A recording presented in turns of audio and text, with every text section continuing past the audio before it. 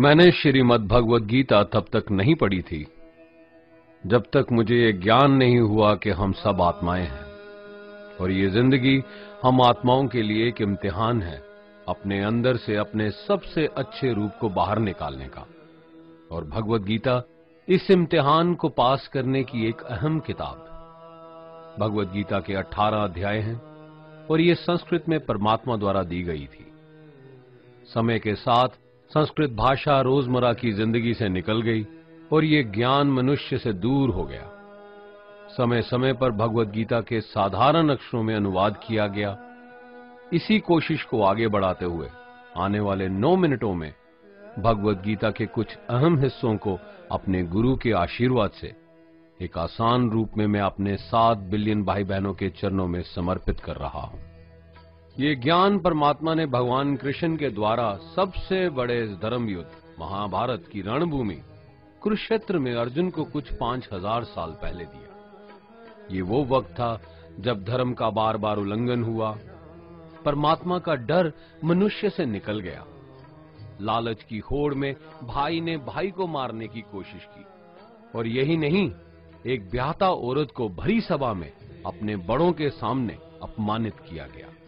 इससे पहले कि मनुष्य जाति धर्म युग से निकलकर पूर्ण रूप से कलयुग में जाती, युद्ध की रणभूमि में युद्ध से कुछ पहले परमात्मा ने गीता भगवान कृष्ण के द्वारा मनुष्य जाति के कल्याण के लिए दी। ऐसे ही जैसे आत्माओं के लिए है, क्योंकि ये आत्मा को परमात्मा के बारे में, उसकी सृष्टि के बारे में और सबसे अहम ये उन कायदों के बारे में समझाती है जिनका आत्मा को मनुष्य के रूप में हर हाल में पालन करना होगा, रक्षा करनी होगी। और इन्हीं कायदों की बुनियाद पे एक आत्मा को शरीर त्यागने के बाद परखा जाएगा और इस परीक्षा से पास होने पे हमेशा के लिए इस जन्म और मृत्यु से मुक्ति मिलेगी। परमात्मा भगवद गीता में कहते हैं कि मैं ही सबकी शुरुआत हूं, मैं शुरू से भी पहले था और सब खत्म होने के बाद भी रहूंगा। सब मुझ में है और मैं सब में हूं। जो भी तुम छू सकते हो, देख सकते हो, चख सकते हो या सुन सकते हो, वो सब मैं हूं।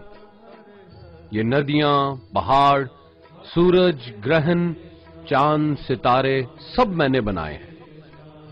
मैंने ही भगवान, शैतान, राक्षस और इंसान बनाए।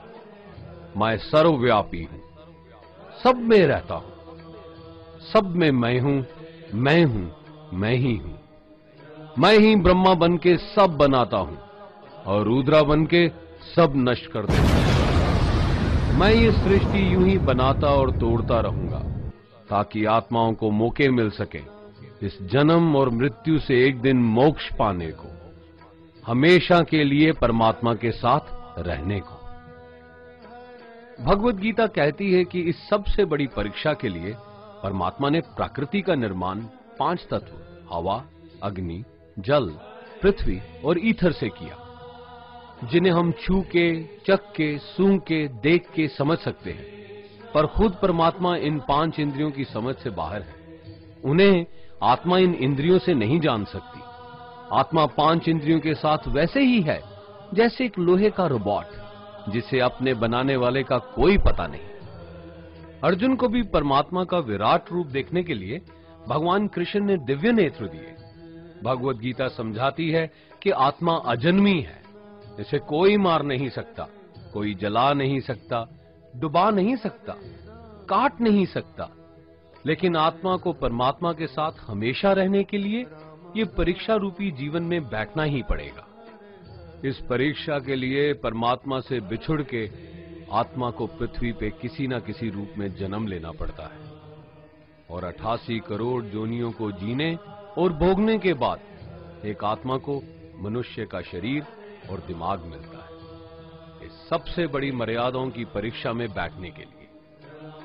हर मनुष्य को इस पूरी परीक्षा के दौरान तरह तरह की अच्छी और बुरी भावनाओं के चक्रव्यूह में अपने ही भाई बहन या मित्रों के साथ डाला जाता है, जिसमें हर आत्मा को अपने अंदर के तामसिक और राजसिक अवगुणों से निकल के सात्विक जीवन में प्रवेश करने के मौके मिलते हैं। हमारे तामसिक गुण वो हैं जो हमारे अंदर हीन भावना पैदा करके हमें खुद को उदास और नुकसान पहुंचाते हैं, और हमारे राजसिक गुण हमें ईर्ष्यालु और लोभी बना के दूसरों के प्रति नुकसान पहुंचा सकते हैं। इस परीक्षा के दौरान हर आत्मा को तामसिक और राजसिक गुणों को खत्म करके अपने सात्विक गुणों से परिचित होना पड़ेगा। सात्विक गुण वो हैं जो आत्मा को अपने आसपास की हर चीज से जोड़े और उन्हें प्यार करना सिखाते हैं। परीक्षा के दौरान हर आत्मा को जीवन के चारों स्तंभ धर्म, अर्थ, काम और मोक्ष का ज्ञान पाके ही मुक्ति मिलती है। यही वो द्वार हैं जिन्हें समझ के ही आत्मा परमात्मा को समझ सकती है। पहला द्वार धर्म का है और शेर इसका प्रतीक है। धर्म वही है जो गीता में लिखा हुआ है, वेदों में लिखा हुआ है, गुरु ग्रंथ साहिब, बाइबल या कुरान में लिखा है। धर्म वही है जो धारण किया हुआ है, जिसे आपका दिल मानता है, जैसे झूठ नहीं बोलना, चोरी नहीं करना, भगवान का निरादर नहीं करना, दूसरों को नुकसान नहीं देना, यही सब धर्म है। और हर आत्मा को अपने जीवन काल में हर समय धर्म का पालन करना होगा और उसकी रक्षा करनी होगी। दूसरा द्वार अर्थ का है और घोड़ा इसका प्रतीक है। हर आत्मा अपने हर जीवन काल में अपने पृथ्वी पे होने का अर्थ या मूल कारण समझेगी। इस जिंदगी में भोगने वाली चीजें और रिश्तों का आनंद लेगी। अच्छा बेटा या अच्छी बेटी, अच्छा भाई या अच्छी बहन, अच्छा पति या अच्छी पत्नी बनके हर दुनियावी रिश्ते पर खरी उतरेगी और इस परीक्षा को पास करेगी। तीसरा द्वार काम का है। भगवत गीता समझाती है कि हर मनुष्य के अंदर काम, क्रोध, लोभ, मोह, अहंकार और ईर्ष्या जैसी 6 भावनाएं हमें अपने और दूसरों के प्रति नुकसान पहुंचा सकती हैं। इन भावनाओं को हर मनुष्य को हमेशा अपने नियंत्रण में रखना होगा, क्योंकि इनके बहाव में किया हुआ कोई भी काम हमारे जीवन भर की परेशानी का कारण बन सकता है। और एक आत्मा संतोष और सादगी से इन भावनाओं पे हमेशा के लिए विजय पा सकती है। चौथा स्तंभ मोक्ष का है और हाथी इसका प्रतीक है। इस परीक्षा रूपी जीवन में हर मनुष्य हर समय कुछ इच्छाएं रखता है। कुछ इच्छाएं एक ही जन्म काल में पूरी हो जाती हैं, पर कुछ अधूरी रह जाती हैं और उनके पूरा होने के लिए आत्मा को वापस पृथ्वी पे आना पड़ता है। भगवत गीता समझाती है कि हमारी इच्छाएं ही मूल कारण हैं हमारे पृथ्वी पे वापस आने का, और अगर हम कोई भी इच्छा ना रखें तो हम इस जीवन और मृत्यु से मुक्त हो सकते हैं। ये द्वार माफी का भी है। जिन्होंने आपके साथ बुरा किया उनको माफ करके और जिनसे आपने बुरा किया उनसे माफी मांग के मुक्ति पाई जा सकती है। जब तक आत्मा इन चारों दरवाजों धर्म, अर्थ, काम और मोक्ष को समझ नहीं लेती, तब तक आत्मा को बार बार इस मनुष्य रूप में आना ही पड़ेगा। परीक्षा का समय खत्म होते ही आत्मा शरीर और अन्य सब वस्तुओं का त्याग कर देती है। जो भी संसार में रहकर बनाया वो अब किसी और का होगा और आत्मा अपने कर्मों के फैसले के लिए चली जाती है। आत्मा के अच्छे बुरे कर्मों का हिसाब होता है। अपने अच्छे कर्मों के लिए आत्मा कुछ वक्त के लिए स्वर्ग और दुष्कर्मों के लिए नरक में चले जाती है।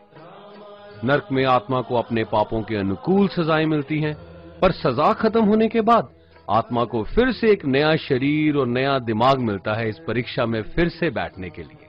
और हर परीक्षा में वही सब फिर दोहराया जाएगा, जिंदगी के 4 स्तंभ धर्म, अर्थ, काम और मोक्ष को समझने के लिए। हर जन्म में अपने कई जन्मों के कर्मों के हिसाब से हर आत्मा को कभी अच्छे और कभी बुरे हालातों से जाना पड़ता है। लेकिन जब तक आत्मा परमात्मा के साथ योग को नहीं समझ लेती, वो मुक्ति नहीं पा सकती। भगवत गीता समझाती है कि मनुष्य अपने शरीर, दिमाग या दिल से भगवान को पा सकता है।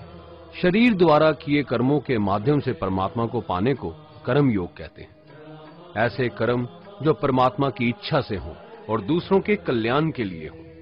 वाल्मीकि ने रामायण लिख के, श्रवण ने अपने माता पिता की सेवा और उन्हें 4 धाम की यात्रा करवा के, मदर टेरेसा ने अपने प्यार और सेवा के माध्यम से, और मैडम क्यूरी ने वैज्ञानिक खोज में अपने जीवन का बलिदान देके अपने कर्मों द्वारा परमात्मा को पाया। भगवत गीता समझाती है कि एक आत्मा दिमाग से भी परमात्मा के साथ योग लगा सकती है। इसे राजा योग कहते हैं, क्योंकि दिमाग या मस्तिष्क सब इंद्रियों का राजा है। एक मनुष्य अपनी आस्था, सांस प्रणाली, आसन, अभ्यास, साधना और तपस्या से परमात्मा को इस योग के रास्ते पा लेता है। इस योग को समझने के लिए हमें अपने अंदर की एनर्जीज यानी चक्रा और कुंडलिनी को समझना पड़ेगा। आत्मा मस्तिष्क से मेडिटेशन या ध्यान लगा के परमात्मा के साथ योग लगा सकती है। शंकराचार्य, स्वामी परमहंस, स्वामी विवेकानंद और उनके जैसे कई योगी इस योग के रास्ते परमात्मा के साथ संधि लगा पाए। परमात्मा भगवत गीता में कहते हैं कि अगर किसी आत्मा को धर्म ना भी समझ आए, योग ना भी समझ आए, पर अगर वो मेरी शरण में आ जाए तो मैं उसके सारे पाप माफ कर देता हूं। परमात्मा को ऐसी दिल की गहराइयों से पुकार के पाने को भक्ति योग कहते हैं। चैतन्य महाप्रभु, मीराबाई और भगवान हनुमान इस योग के सबसे बड़े उदाहरण हैं। लेकिन कभी आत्मा अपने होने का मूल कारण भूल के धर्म का उल्लंघन करे या पाप के रास्ते पे निकल जाए तो उसे ठीक करने के लिए परमात्मा खुद किसी रूप में पृथ्वी पे जन्म लेते हैं। आइए श्री भगवत गीता, गुरु ग्रंथ साहिब, या ऐसी किसी भी दीनी किताब को पूरा पढ़ के इस जिंदगी के असली मायने समझें और परमात्मा के साथ योग लगाएं। अगर आपने इसे पसंद किया तो इसे औरों को बांटिए, ताकि सब आत्माएं अपने यहां होने का मूल रूप समझ सकें और इस जन्म और मृत्यु से मुक्ति पाके हमेशा परमात्मा के साथ रह सकें। धन्यवाद।